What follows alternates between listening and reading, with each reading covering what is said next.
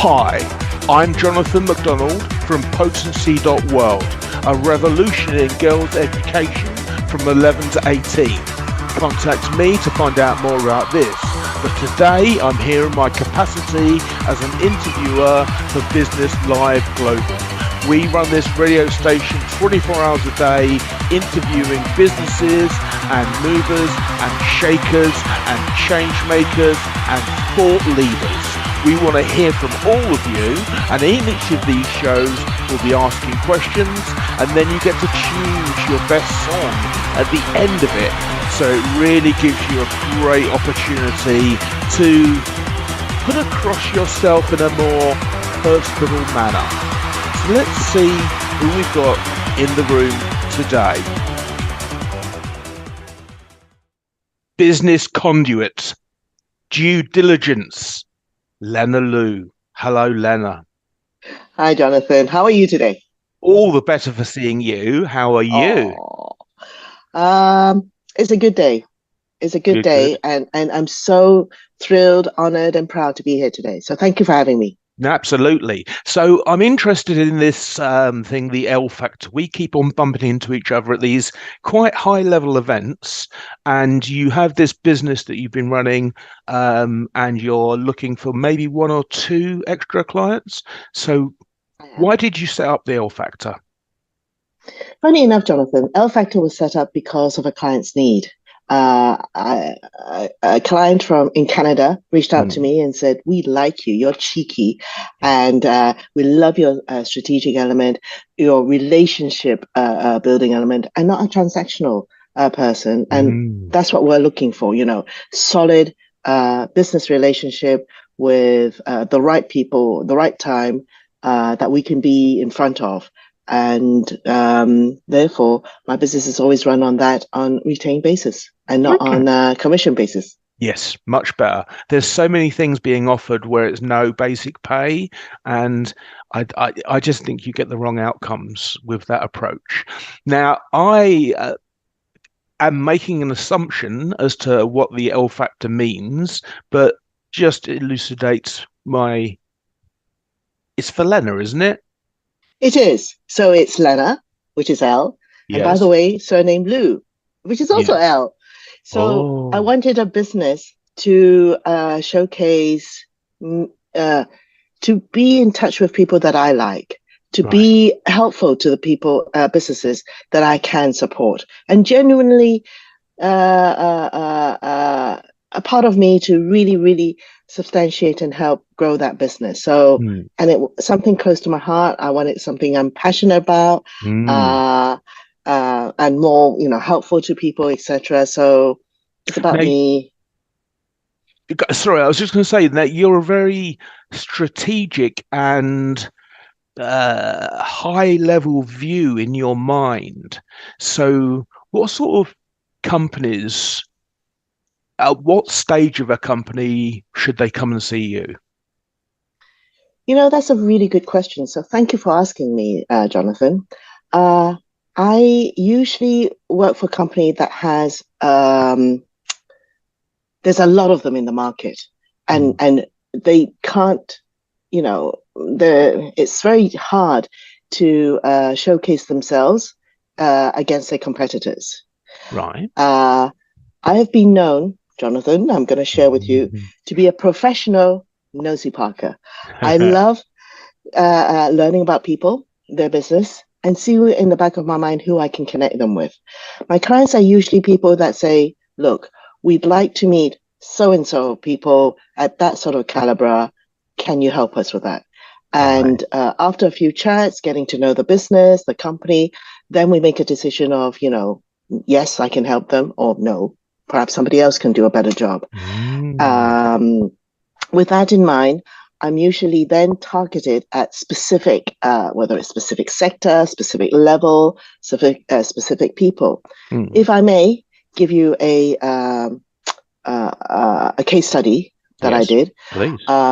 An individual high net worth, which I came to know, and became a trusted advisor to them, suddenly had and that took about 18 months, suddenly had an urgent need of a service. My client, and then I recommended my client. Mm-hmm. My client went to them. They had one meeting to suss out whether they can help and whether they like their face, whether they can work together. Second meeting, they signed on the dotted line the contract. Right. I'm that good, Jonathan. Wow.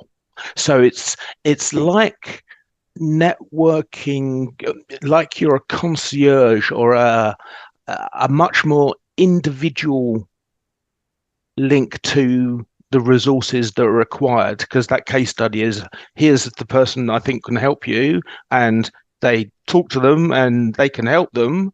So you've just facilitated significant changes to a company. Very targeted, but more importantly, I save them time. Imagine that this high net worth individual, you needed to spend 18 months to get into the doors of knowing them. And now I got you in front of them, and they only had 2 meetings and they got the contract. It's amazing. Just imagine that. Well, exactly. I mean, listen, businesses out there that will be watching this video on our YouTube channel, reach out to Lenna. All of her notes are going to be, all of her contact details are going to be in the notes. So we won't muck about with that. Now, I met you at a Women in STEM, Science, Technology, Engineering and Maths event. And the room was full of amazing women who are in these who are outliers. How do you perceive female founders from around the world? I do get in touch with a lot of female founders around the world.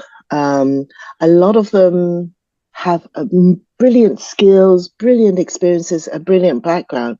However, they need someone to sort of, whether it's to inspire them, whether it's to nudge them, whether it's to guide them. A mentor sort of thing, or an advisor. I've been doing that for quite a few years now, and I feel that with a directive in the right direction, it really escalates their abilities. And I hope to do more of that, Jonathan. I really do. It's a very pertinent that mentoring and bringing people up to where you are makes a massive difference. How do you navigate cultural differences? Because you're connecting people all over the world. How does that work? The professional nosy Parker bit comes in very handy, Jonathan. You get to know the person. You have to be a very good listener and see, get to be their trusted friend and see what their hurdles could be, what problems it could be. No matter whatever the culture, it's all about that relationship, that friendship that overcomes it all. And I think that's the most important thing. For me, at least. Yes. Well, I'm just thinking. So, I mean, you don't do the transactional thing. So it's, people that are going to engage with you and use you are looking at, like you said in that case study, an 18-month, 24-month relationship where you're on a retainer to make these things happen for them, which is pretty amazing. Yes. And then being very targeted, working for my clients on specific, if they're looking for high net worth, whether they're looking for investors, family offices, etc. I'm there for them. And that's why it's always a long-term relationship and retained basis that I work with our clients. Now, I know that you've relocated like twice in 2 weeks. So what tips would you give to like working in different countries? I relocated, can I say unprepared in some sense? So I was really confident that with the skills, with the background that I had, I thought I could get a job, and the rest was easy.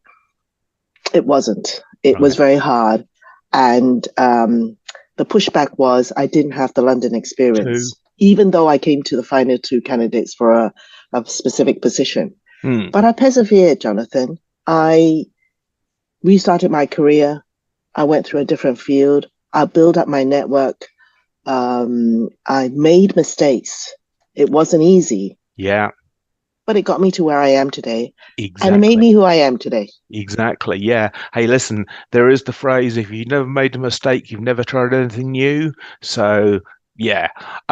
So if you could tell your younger self something or some things, what would it be? One specific thing I'd really love to tell my younger self is that if you thought of doing it, do it. Don't overthink it. Don't think you're not capable or etc. etc. Mm, You have the courage and you've got friends. You will make friends. I just wish I made friends earlier instead of being a little bit too close in a new environment. Um, there's so many things that I wish I had done, but I'm still proud of what I've done. It mm. was a learning curve, new culture, new people. I mean, the first time I got in, when I landed in UK and then learned about TV license, something so simple like this, Mm, mm. and then sort of thinking, oh, I need to pay to watch TV, but you learn something new, and for me, it was an experience. But I wish that I had more confident into doing a lot more things that I know I could do, but sort Yeah. of took a bit longer to get there. Well, one of the things in our last 10 seconds, I'll just say that obviously, or if it's not obvious, you have Chinese language skills and connections. So, businesses looking to invest or get investment from China should definitely speak to you. Your song choice is Sia, Unstoppable. Quite obviously, it is you. Lenna Lou, thank you very much. Goodbye. Thank you, Jonathan. You're